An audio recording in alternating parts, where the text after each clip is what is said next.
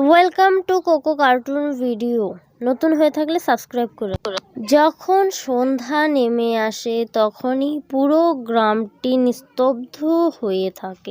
সন্ধ্যা না নামতে সকলে ভয়ে আতঙ্ক হয়ে পড়ে। কিরে, সন্ধ্যা তো নেমে আসলো, চল চল চল চল। হ্যাঁ হ্যাঁ হ্যাঁ, চলো চলো চলো বাড়ি। আমি যে ওদেরকে কবে নিজের হাতে কাছে পাবো, সেদিন আমার প্রতিশোধ নেব। একদিন হঠাৎ লিলি সেই পথে যায় এবং সেই পথে যাওয়ার সময় সেই ডাইনির সাথে দেখা হয়ে যায়।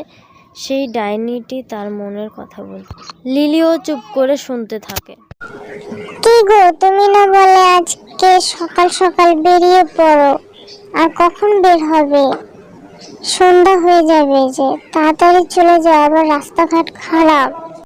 কৃষক তার স্ত্রীর কথা শুনে সেই রওনা শুরু করলো। কৃষক বাড়িতে ফিরতে দেরি করছিল এবং সন্ধ্যা নেমে আসছিল সেই ভেবে তার স্ত্রীও বেরিয়ে পড়ল। কৃষকের খোঁজে বেরিয়ে পড়ল।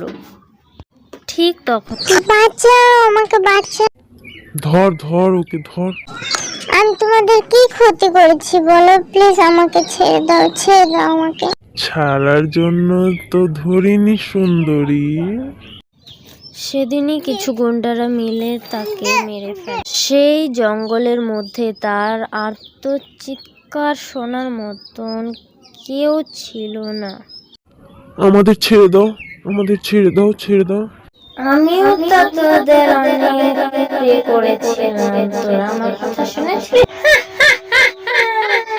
সেদিন রাতেই তাদের ডাইনির হাতে মৃত্যু হয়।